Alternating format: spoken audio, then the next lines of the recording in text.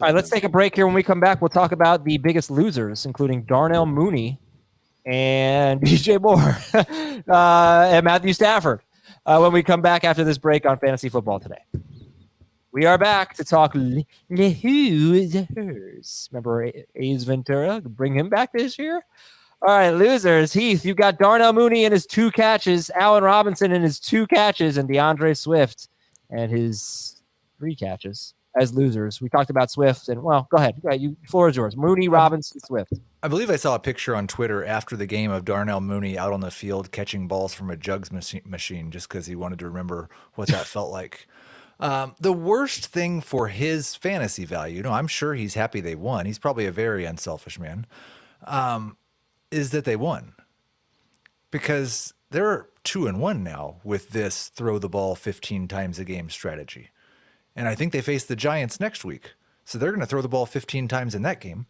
And if they get to 3-1, then they can lose a couple games and they still think it's working.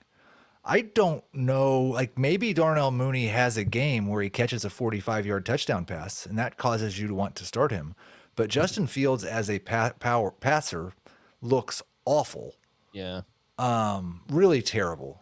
Worse than he did in college by much. And they're not throwing the ball at all. So, like, I was going to make one of the believe it's or nuts until Dave Montgomery's healthy. Khalil Herbert is the only Bear that needs to be rostered. But I think maybe Montgomery's going to be okay. So you just need to roster Montgomery and Khalil Herbert. And Herbert. Yep. So are you cutting Mooney's rostered in 81% of leagues. You'd cut him for Romeo Dobbs?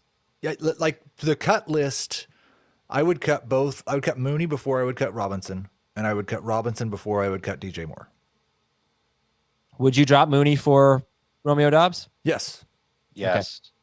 All right, Dave's loser. I'd cut him for McKenzie. Like, how do you trust the Bears' passing offense? Fields is getting pressured every other drop back. He's not throwing well. It feels like he's playing very nervously. You're never going to be confident. Even if Mooney goes out next week, who do they play next week? Week 4, they're at the Giants. Even if he goes off for, 5 catches, 80 yards and a touchdown, you'll bang your head against the wall that you missed that. But would you really feel great starting him next week against Minnesota? Maybe. Can Fields really find him the ball? They're not even trying. So I do really well. There's that too. Yeah, Adam, I can tell you're watching this Broncos 49ers game as the podcast is happening. Yeah. And I just want to ask the people who are watching us that also have the game on in the background, are the fans booing the Broncos or booing their own offense yet? Because I feel like that's going to happen tonight, almost for sure. Wilson has not looked good so far, but I'll say, Wilson is a good example, and Fields and Baker Mayfield. And I would say Carson Wentz. I mean, Carson Wentz, I know he put up some good fantasy numbers, but Carson Wentz, even through the first 2 games, was not really playing very well. He's making a lot of mistakes. I think like most of the quarterbacks that I can think of that are really struggling have new coaches or coordinators. So that's the hope for DJ Moore, for Darnell Mooney, right? If you're just hoping that it's just taking a little bit of time and it's an adjustment period. Yeah. So I did want to point that out, but it's tough to trust Darnell Mooney for sure. All right, Dave's losers are more Travis Etienne, who did have 16 touches today, and Matthew Stafford, who I want to wait to hear what you have to say about Stafford. I have a lot to say about Stafford if you don't get to it, but I'll let you go for it. Dave, DJ Moore, Travis Etienne, and Matthew Stafford. We've already talked enough about DJ Moore. You're not going to feel good starting him anytime soon. And Etienne, this isn't I'm starting him next week. To cut him. What happened? I'm starting him next week. Who, of Moore? course you are. Yes. You're never going to not start him. There's a deadline, but it's not next week.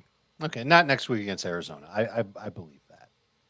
But eventually, like, he's got the Rams, and I'm sure you won't use him then. ETN, you can't start either. 16 touches, 10 PPR fantasy points. Really wish that he would catch even more than 3 passes. He needs double that. He needs to catch like 6 passes. But Robinson's doing great. He's soaking up a lot of that work. And Christian Kirk's doing great. And Zay Jones is doing great. And it's just not leaving a ton for ETN. Stafford? So Stafford, I want to see him play great. And starting him as a must-start fantasy quarterback, I don't think you have to do that. I think you've got to consider him amongst your options. You can look and see who else is on waivers at quarterback. But he's got the 49ers and Cowboys back-to-back games coming up. Those are two teams with really good pass rushes. How did he do against the tough pass rush of Buffalo in week 1? He was terrible. And Arizona, I don't know how badly Arizona got after him today. But the numbers speak for themselves. And the run game with Cam Akers started to get going in the second half.